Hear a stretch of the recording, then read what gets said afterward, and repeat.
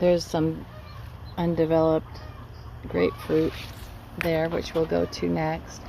So we're inside the grapefruit, and unfortunately I've got passion fruit growing on top of it that I've been trying to get off it. So I'm still working on that, but here's the grapefruit.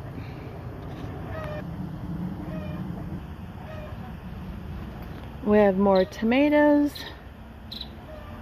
We've got strawberries, but they've already come in season, and I think there's another group coming out, but we'll have to wait for those. There's another apple tree. Here's a cherimoya that is just starting to put out buds and stuff. So there's one dried one. There's a male and female flowers on this.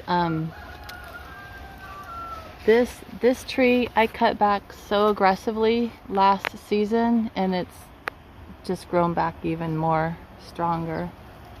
Here's a Brazilian cherry. It's a Eugenia something with an R. I can't remember. Sorry, I'm usually pretty good about putting the labels on these things and remembering them.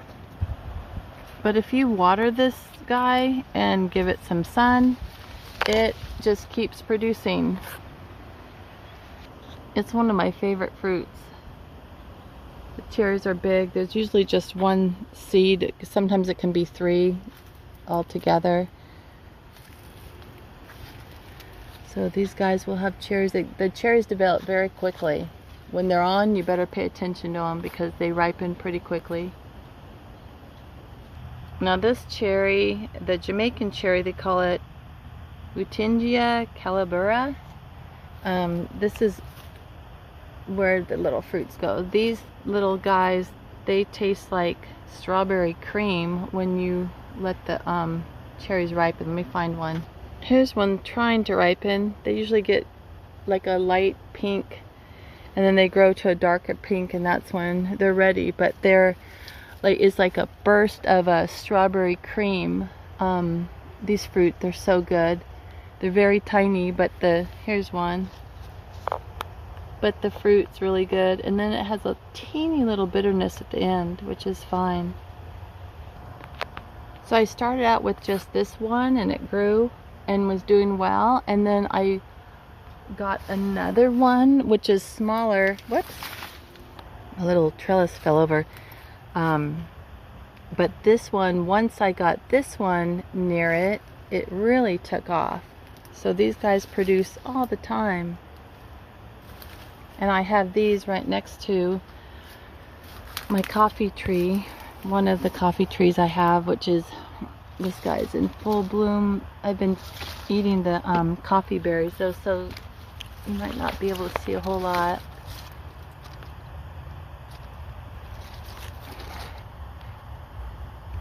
And then here's another little coffee in the background. And the flowers, they smell like gardenias.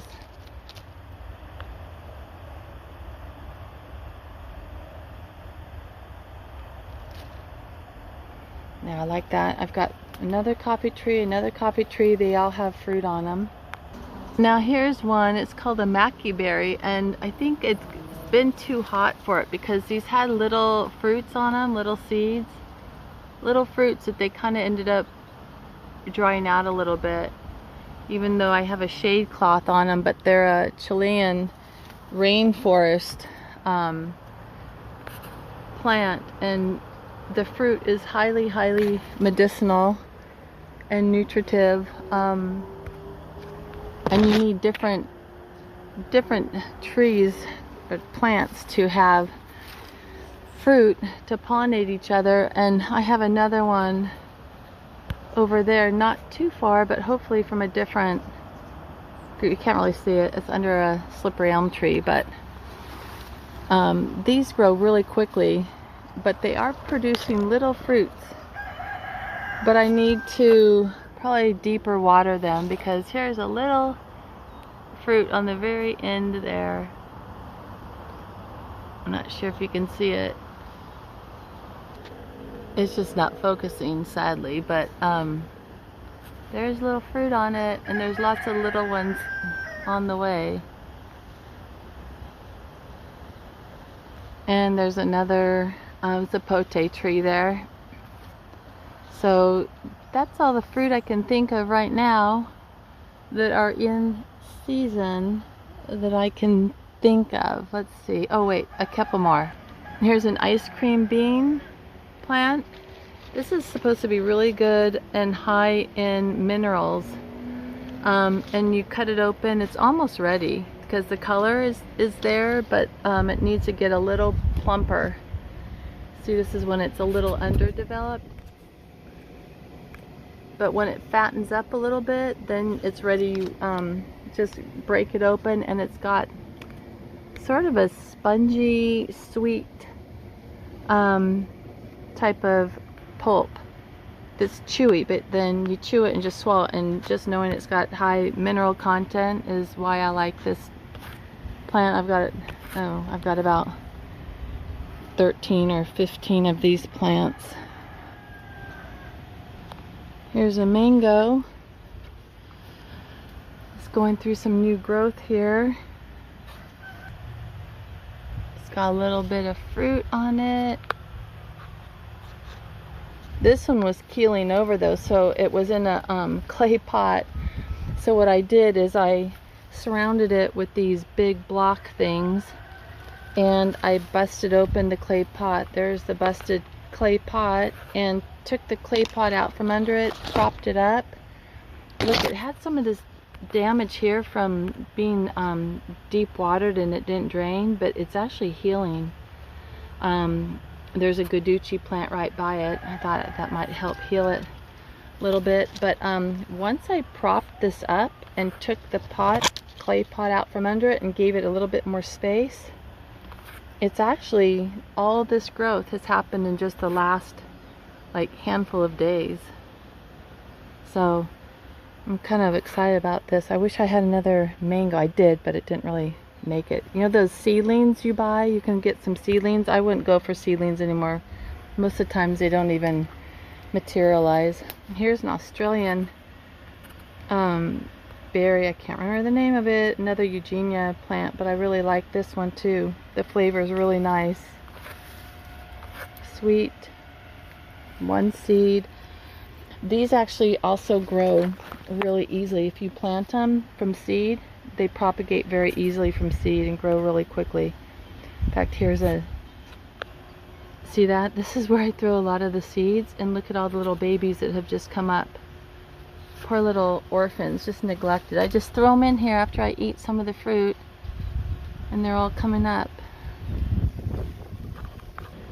And this tree is kind of loaded with the new seeds and green ones. They're all in different stages, but the more you water this, like that other Brazilian cherry, that one, the happier they are. The goji are also fruiting. I just happened to wipe out the fruit the other day so you don't see any. Here are my baby breadfruit and bread nut, which I need to quickly get in the ground because they don't transplant easy because they have a delicate taproot, but I just wanted to make sure they were taken off okay, and I'm gonna get them in the ground soon. So I also have young fruit, or young trees that haven't fruited. They're just too young. This is what you call a stinking toe. The Brazilian, I think they call it stinking toe fruit. The fruit itself is really good, but it apparently smells. So you definitely want to plant this on the side to the neighbors that you don't like. I've been told it smells like, I don't know, wet socks or something. Here's a peanut butter tree. This is baby. I have like 4 of these guys. And I have young graviola plants too, because for years, here's the graviola. For years I have a very healthy graviola tree right here. But it hasn't fruited yet, and I did a little bit more research, and I think it needs cross-pollination, and behind there is a older mother coffee tree that does bear fruit. So I take a couple leaves of this graviola tree also, and just make tea out of it. So anyhow, I've got to get back to watering because it is hot out and the plants need the attention.